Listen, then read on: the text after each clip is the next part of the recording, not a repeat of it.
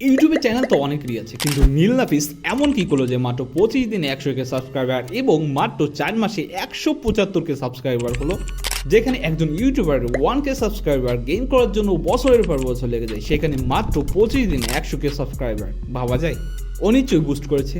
Of course not. নীল নাফিসের channel study করার পর আমি যেটি বুঝলাম, নীল নাফিসের কাছে আছে 4টি ফর্মুলা, যেগুলো সে 99% ভিডিওই ব্যবহার করে। 3 নাম্বার ফর্মুলাটি আমার কাছে সব থেকে প্রিয়, আর 4 নাম্বার ফর্মুলাটি কোনো ইউটিউবারের মিস করা উচিত নয়। তুমিও যদি তোমার চ্যানেলে এরকম সাবস্ক্রাইবার গেইন করতে চাও, তাহলে ভিডিওটি শেষ পর্যন্ত দেখো। শুরু করা যাক ট্রিক নাম্বার 1, নিশ সিলেকশন। তুমি যদি নীল নাফিসের চ্যানেলে গিয়ে দেখো 99% ভিডিও টপিক কিভাবে অনলাইন থেকে টাকা আয় করা যায় এই নিশের উপর।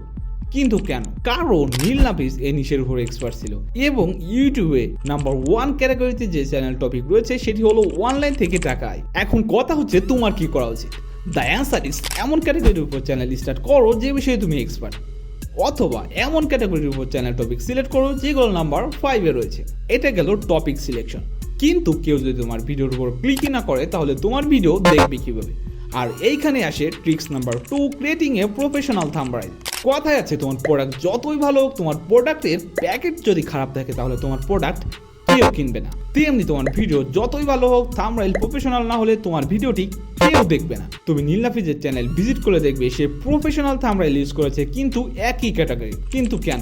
ধরো তুমি নীল নাফিসের কোনো থাম্বনেইলে প্রথমবার ক্লিক করলে, যার কারণে তুমি পেলে একটি ইনফরমেটিভ ভিডিও। এবার নেক্সট টাইম ইউটিউব যখন তোমার একই রকম ভিডিও রিকমেন্ড করবে, তখন তোমার ডিসিশন টাইম রিডিউস হয়ে যাবে এবং তুমি ভিডিওর উপর ক্লিক করবে। এখন প্রশ্ন হচ্ছে, এই অ্যাডভাইস তোমার চ্যানেলে কিভাবে অ্যাপ্লাই করবে? দ্য অ্যান্সার ইজ তোমার প্রতিটা থাম্বনেইলে কনসিস্টেন্সি মেনটেন করা উচিত। একটা কালার কি পছন্দ করো এবং একটা ফন্ট বাছাই করো, যেটি তুমি প্রতিটা থাম্বনেইলে ইউজ করবে। আর এর কারণে কোনো ভিউয়ার যখন তোমার ভিডিও দেখবে, তখন খুব সহজেই তোমার ভিডিওর উপর ক্লিক করবে। এটা হলো প্রফেশনাল থাম্বনেইল। কিন্তু তোমার ভিডিওর প্রথম 10 সেকেন্ড দেখার পর যদি স্কিপ করে দেয়, তাহলে তোমার অডিয়েন্স রিটেনশন কমে যাবে না? আর এইখানে আসে ট্রিক্স নাম্বার 3, স্টোরি টেলিং।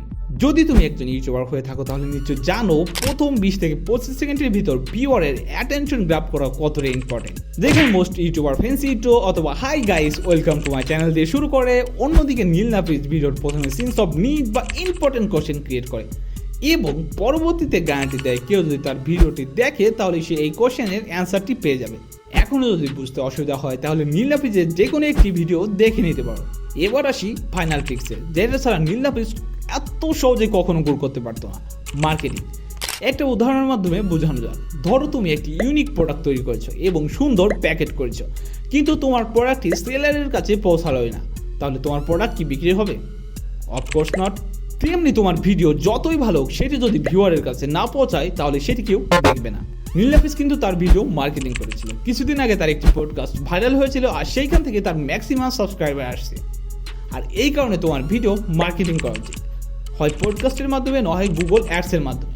এই সব কিছু বরবাদ হয়ে যাবে তুমি যদি এই ট্রিক্স নাম্বার 5 ইউজ না করো। Channel topic selection. এই বিষয়ে জানার জন্য স্ক্রিনের ভিডিওর উপর ক্লিক করো, দেখা হবে সেইখানে।